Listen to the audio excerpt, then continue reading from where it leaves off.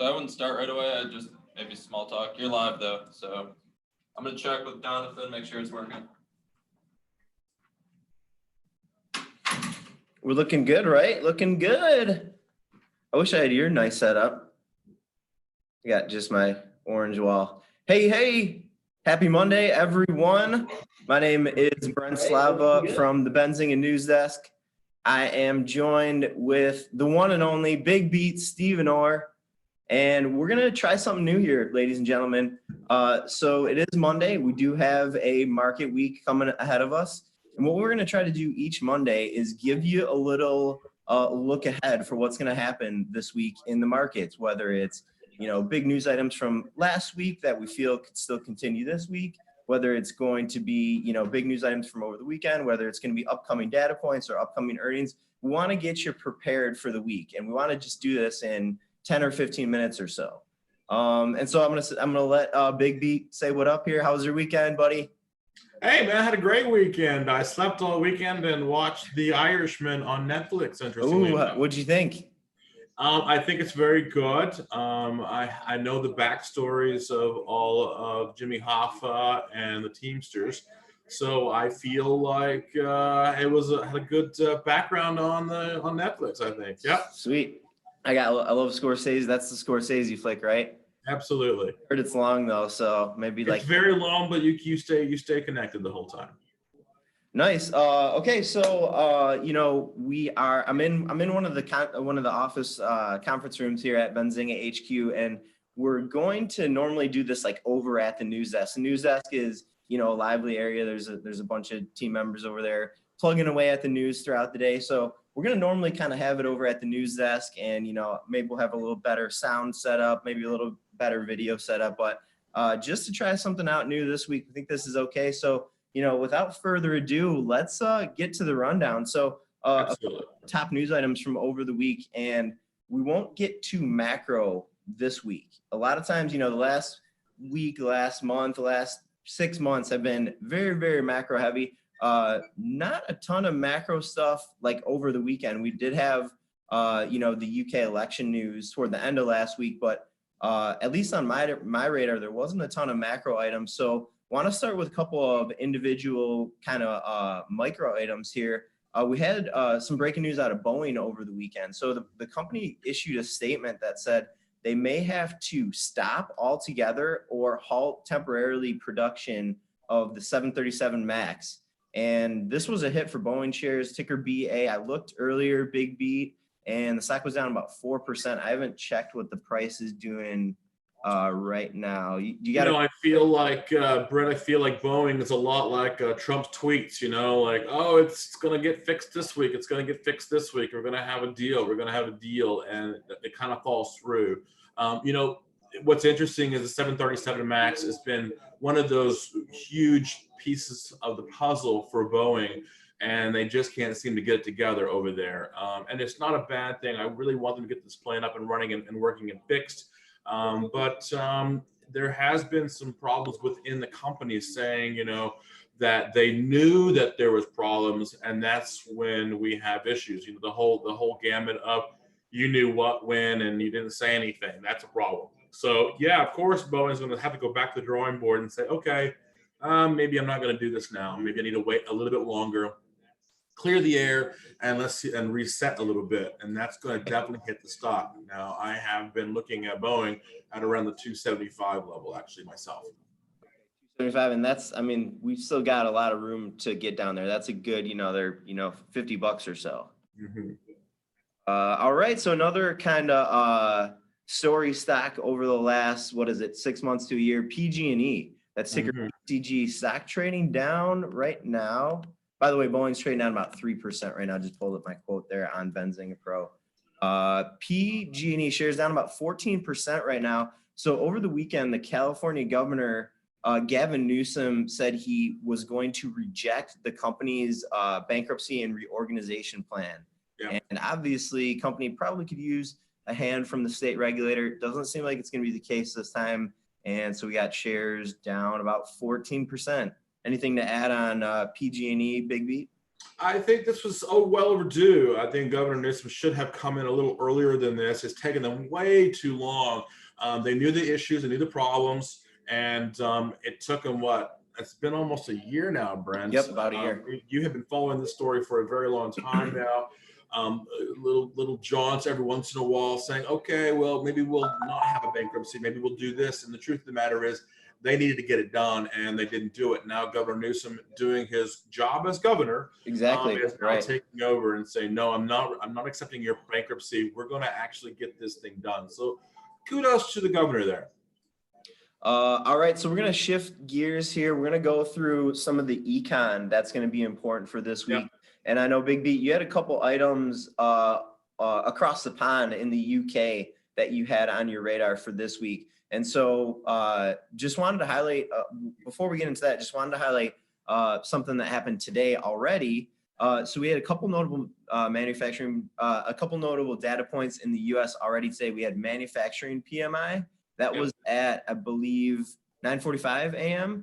And the reading was Eastern time, and the reading was like a tenth less than the expectation. So that was a 52.5 reading versus a 52.6 reading. The reason I want to highlight this, and we'll have another manufacturing data point later this week. Manufacturing has been one of the more important data points that we've been getting. We're going to be getting later in this week, and we'll get to it in a sec, the GDP figure. I would say our jobs reports on Friday, and we're actually going to get a lot of readings on jobs this week. Jobs are probably the most important thing for investors right now. Second is probably GDP. Third is probably either inflation or these manufacturing figures. So again, we had, a slightly worse than expected manufacturing reading earlier today.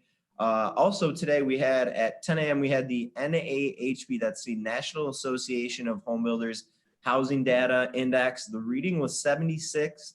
The expectation was for 70. Normally we probably wouldn't highlight housing data points. However, this week we do have housing starts on Tuesday, and we also got existing home sales on Thursday. So again, normally probably wouldn't highlight that, but when we do get these weeks where there's a lot of data in one space, it makes that space a little bit more important for investors. So I agree. So again, those were already from Monday. Tuesday, again, housing starts, that's going to be a reading at 8:30 a.m. Eastern time. And then starting off our run for getting some jobs data this week, we're going to be getting JOLTS job openings also on Tuesday. And then, like I was hinting at, Big B, you had a couple of British data points that you were kind of looking forward. Can you hit us with those? Before you guys do that, JOLTS was Janet Yellen's favorite numbers. She always looked at Good JOLTS. memory, yeah. Sure. Yeah, and the reason being is because that would get a good indicator of where we would be with the unemployment numbers. JOLTS job openings, labor turnover survey, making sure that people are staying employed, not just getting employed. With manufacturing numbers coming on just a slight bit weak, we need to have good jobs, not just everybody's working, but I don't need people working three jobs to make the same rent, right? That's a good point. Manufacturing jobs are important. That's why the manufacturing number is very important for me. I also look at, and you asked about the pond, no kidding, the UK, very simple there. They produce the unemployment numbers before we do. They're about a week before us. And I'll tell you, quite frankly, their unemployment ticked up 0.1% for November. It was 3.8 in October, 3.9 in November, and I am expecting them to break the 4% number. No kidding. When they release their numbers tomorrow, and if they hit 4%, that's probably going to be a little bit of an issue there because they just had an election. Holidays are coming up.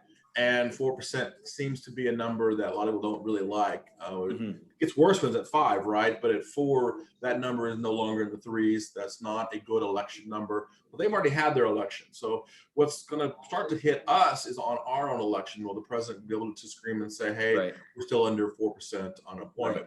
The other thing that I really want to look at, too, has been retail sales. Now, if you remember, I did say that retail sales in the United States were going to be good for the holidays. They were going to be bad last month. They were. So far, so good. But I definitely want to see the numbers over in the UK ticking up. We are expecting 0.3%. They did come in October, 0.3%. So I'm expecting 0.4%, a little bit of a tick up Okay. in the retail sales over there. All right, good stuff. And then, you know, what you're doing as far as your line of thinking is really smart, where you're saying like, okay, we have some jobs figures that are going to be happening in the US. Is there any way we can try to get ahead of those? And I think what you were saying with, you know, looking at UK unemployment is really smart. And so continuing on our week here, we're going to get, again, those JOLTS job openings on Tuesday. On Thursday, we're going to be getting our weekly initial jobless claims data point. And also with that data point, we'll get our continuing claims figure. And so basically what this is this is a weekly number. It kind of makes it a little less important because we do get so many updates. But what a lot of economists and investors like to do is to use these weekly figures to try to get a feel for what those job figures are going to be like at the end of the month. And so the expectation for Thursday is about 224 initial jobless claims. The continuing claims number is going to be like over 1 million or so. That's kind of the normal. And like, how are the holidays going to kind of be affecting these jobs figures? We always get those press releases from FedEx that say, you know, this year we're going to hire 45,000 seasonal workers to try to help our holiday rush. And so, you know, one thing that I saw this last few weeks, Brent, is there's been a lot of people who haven't rushed out and bought their presents yet. I've heard people on social media going, I finally finished, right? You know, I know we're all that stragglers. I just finished mine up today. Happily, my wife's going to get a present, so I'm excited there. But the truth of the matter is, you know, that, you know, there might be some lagging indicators here. And that could be not until next month we don't see those numbers, right? And that may hamper a Santa Claus rally between the week of Christmas and New Year's. So interesting thought. What's that? That's an interesting thought. Absolutely. Yeah. I'm not calling for a Santa Claus rally. It's probably the first time I haven't in a while. And the reason being is the market has moved up. We've made all kinds of new highs today. And I will say this much, that I think the Santa Claus rally is reminiscent of how the numbers come out on Friday with GDP and how do people feel. If GDP numbers come out at 2.1%, then the people aren't going to be feeling so comfortable about it, I don't think. But that's my opinion. I don't know. But right now, my guess is no Santa Claus rally this year. All right. And then so just to continue on the Thursday there, Philly Fed Manufacturing, that one is going to be out at 10 a.m. Eastern time on Thursday. And then also at 10 a.m. on Thursday is existing home sales. So there's another housing data point. And then, you know, jumping back to what you were just hinting at there, on Friday, 8:30 a.m., this will be definitely our biggest data point for the week, potentially for the month. We're going to be getting our Q3 reading. I believe it is the final reading for GDP. Yep. And right now, economists expecting a 2.1% gain reading. That would be unchanged from Q2. Q2, we had a 2.1% reading also. So that would be in contrast to what the president's been saying, that the economy is so wonderful. What do you make of that? Well, I think that the market's gotten ahead of itself. I've been calling for a market top for a while. I guess so far, knock on wood, I've been wrong a little bit. Looks like the market's trying to push a little higher and higher, but the market's overbought, and I do feel like if a pullback is about to happen, timing's not been my strongest suit lately, but I have said that the Santa Claus rally is probably not going to happen this year. So that's our thought. That's our week ahead, isn't it, Brent?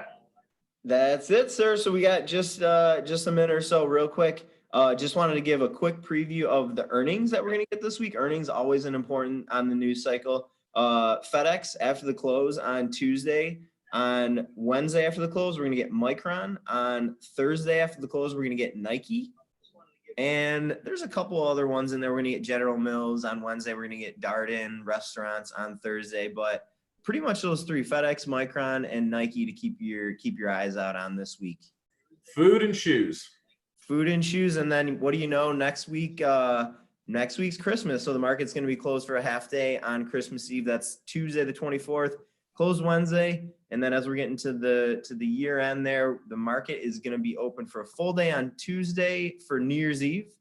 And then on New Year's Day, market is closed all day on that Wednesday. So just a quick preview. Again, this is going to be something that we're going to be doing each week on Monday.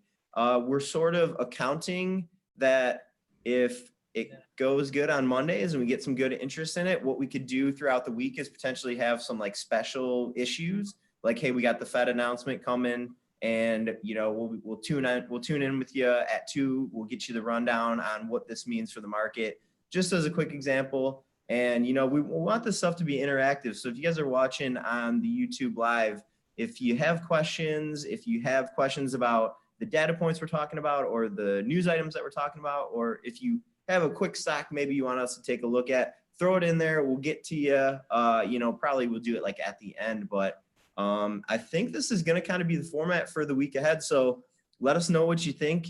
You can email Steve at steven@benzinga.com. You can email me, Brent@benzinga.com. Let us know what you think. And until next week, signing off from the news desk. Thanks for watching. Let us know what you think. You can email Steve at